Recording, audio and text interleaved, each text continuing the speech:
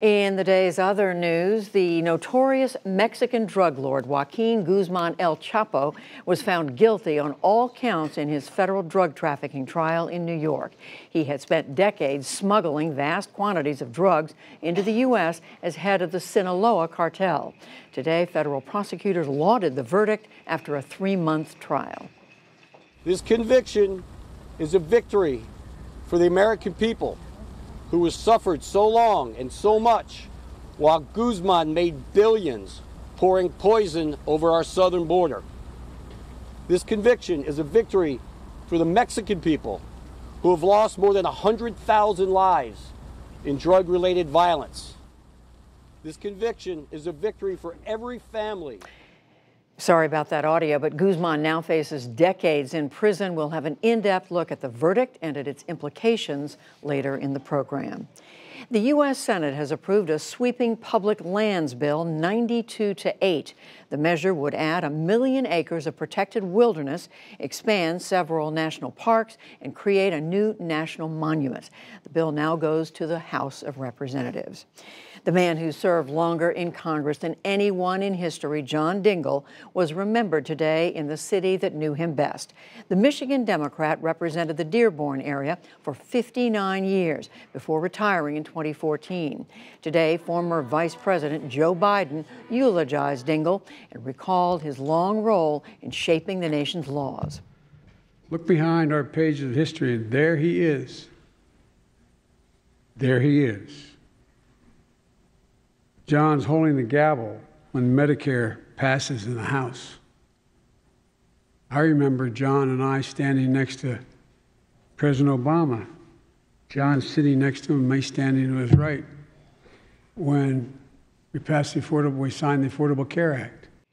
Bad weather in Michigan prevented some 60 lawmakers from flying into Dearborn from Washington for the funeral. Their plane had to turn back, but they held an impromptu mid-air service in his honor instead. Dingell will be buried on Thursday at Arlington National Cemetery after a Washington, D.C. service. The same storm that disrupted the congressional flight to Michigan also lashed much of the upper Midwest. Parts of Wisconsin, Iowa, and Minnesota got up to a foot of snow overnight and into today, fouling roads and stranding drivers. The Pacific Northwest also got more rain and snow. It was the third storm to hit Washington state this month, and it closed schools and businesses around Seattle and elsewhere.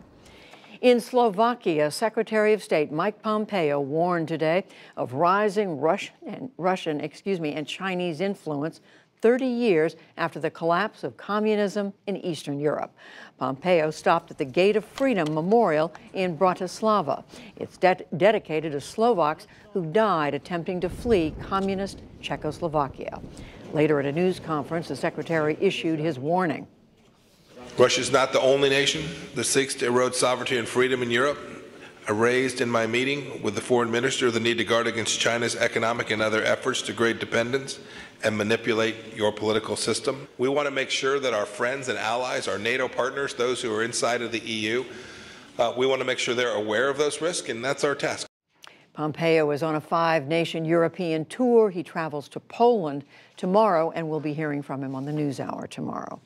A top British official today condemned an attack on a BBC cameraman at a Trump rally.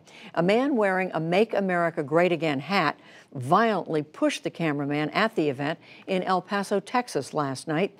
The British Foreign Secretary called it unacceptable. Later, a White House statement said President Trump wants rally-goers to be respectful and peaceful. Former astronaut Mark Kelly will run for the U.S. Senate in Arizona as a Democrat. He says that he hopes to challenge Republican Martha McSally in November to fill out the late John McCain's term. McSally was appointed to the seat late last year. Kelly has campaigned for gun control since his wife, former Congresswoman Gabrielle Giffords, was severely wounded by a gunshot in 2011. California's Governor Gavin Newsom is setting aside plans to build a high-speed rail line between Los Angeles and San Francisco. He announced it today in his first State of the State address.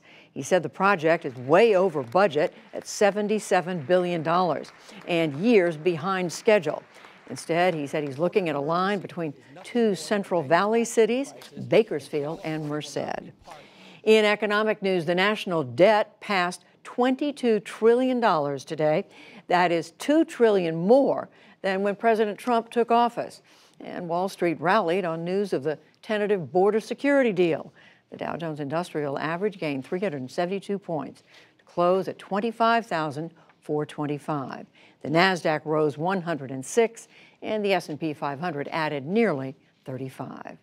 Still to come on the NewsHour, we talk to a U.S. senator who helped craft the deal of border security to avoid the shutdown. A guilty verdict in the trial of Joaquin El Chapo Guzman. An on-the-ground report from a crisis-torn Venezuela, and much more.